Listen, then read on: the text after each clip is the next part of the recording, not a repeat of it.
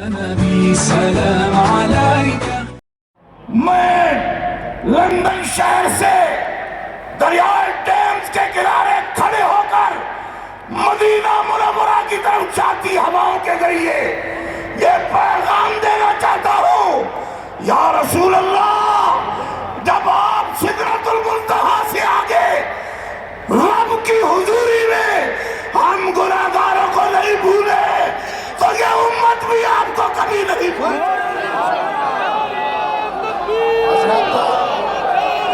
سنیے گا میری بات. آخر میں جتنے میرے سنی بھائی کھڑے ہیں یا رسول اللہ والے، اگر آپ کو کوئی پتھر بھی مارے تو آپ نے جواب میں کچھ نہیں کہنا.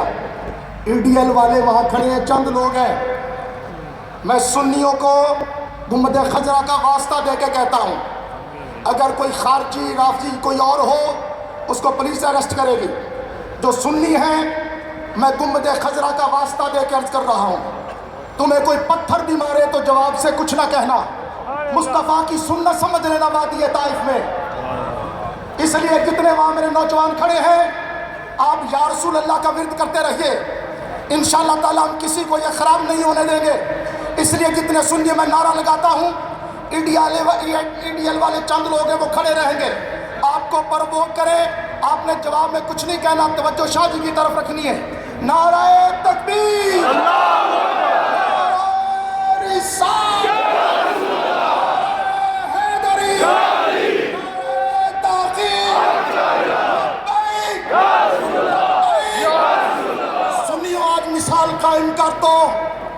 ہم نے نہ گالی دینی ہے نہ کسی کو تبرہ کرنا ہے. آپ نے محبت کے ساتھ یا رسول اللہ کہنا ہے.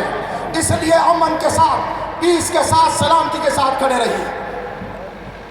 We are a religion of peace, and we have come here to demonstrate and to show our love peacefully. We may be antagonized by a certain group of people across the road, but we will not be intimidated. When we ask you from the stage, please deal with everybody with love and respect. If anybody taunts you, we have the patience, we have the heart to take it. Today we want to show our love for the community. We want to show our love for society. This campaign is about love. This campaign is about respect.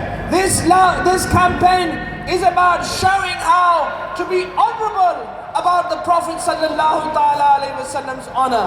So therefore I would ask, especially our younger brothers and sisters, especially our younger brothers over there, if they are saying anything to you, ignore them. Na'ra takbir, Na'ra risalat, ulama ahl sunnah.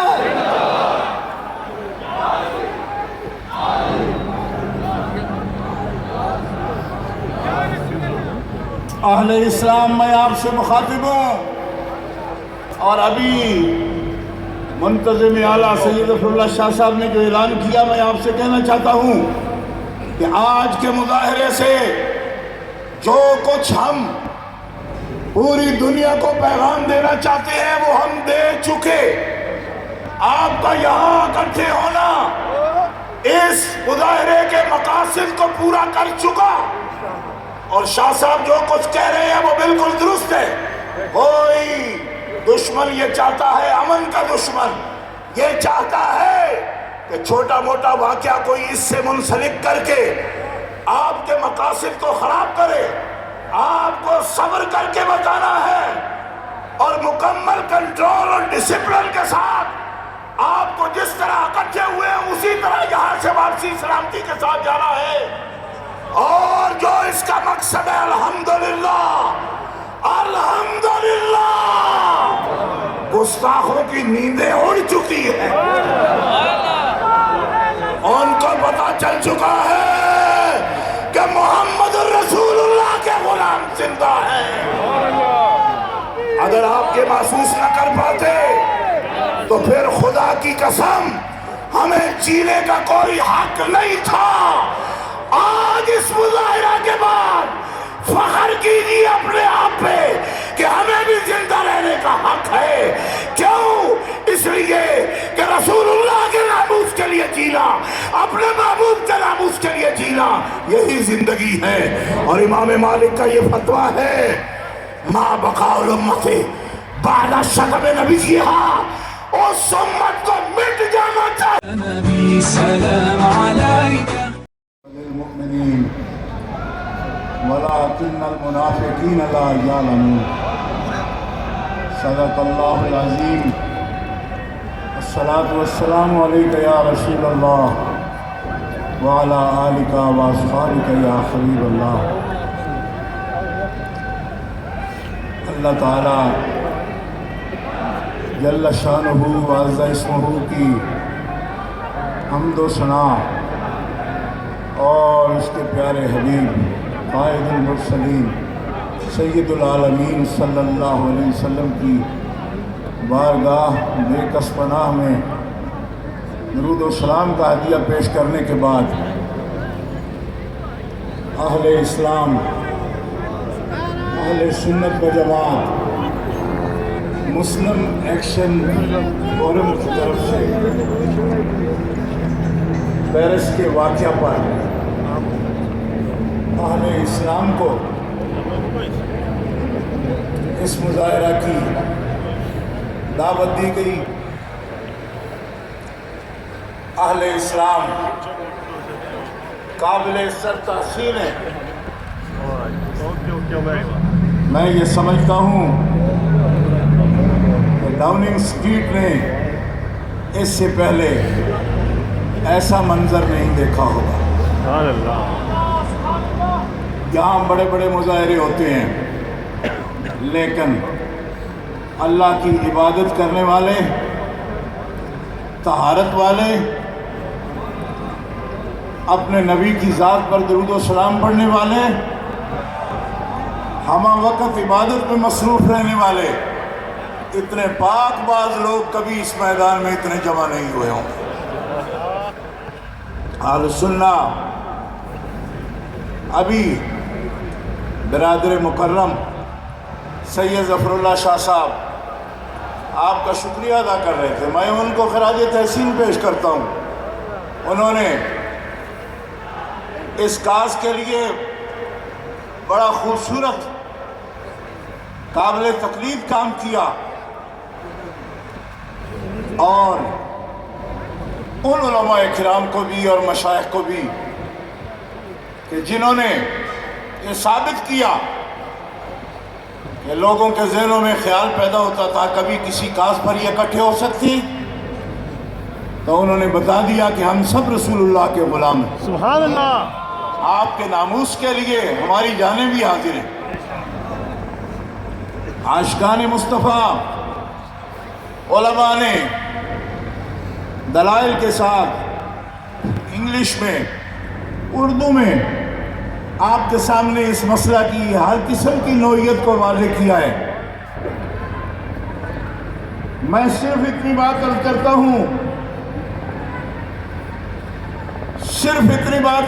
ہوں،